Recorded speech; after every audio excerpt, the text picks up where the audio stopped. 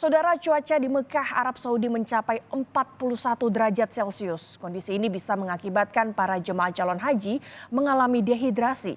Lantas, seperti apa mengantisipasinya agar jemaah calon haji terhindar dari dehidrasi?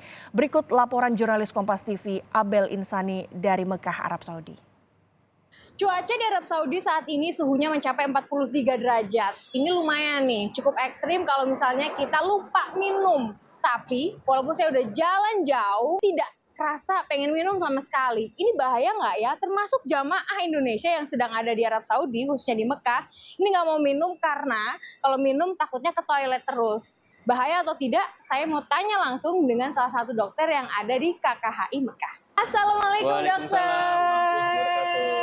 Senang banget nih dokter, aku bisa ketemu sama dokter di sini karena aku ada yang mau aku tanyain. Ini penting banget dok.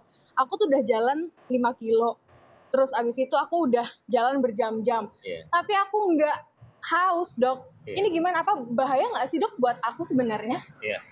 Ya, terima kasih. Jadi lokasi kita saat ini di Mekah ya. Jadi kondisi cuaca saat ini itu 41 derajat Celcius.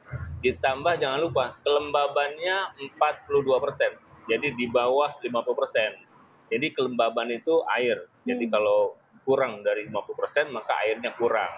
Jadi karena airnya kurang sehingga saat kita beraktivitas itu tidak berkeringat. Tidak berkeringat, kita tidak merasa haus dan lain-lain gitu ya. Walaupun suhunya tinggi.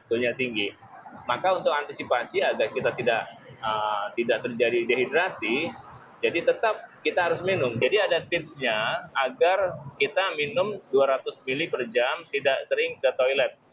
Jadi kata kuncinya adalah minumnya 3 teguk per 10 menit. Saudara, kita bisa minum sedikit demi sedikit, setiap 10 menit 200 ml. Oke, itu adalah tips yang diungkapkan oleh Dr. Edi Supriyatna. Abel Insani, Mekah, Arab Saudi.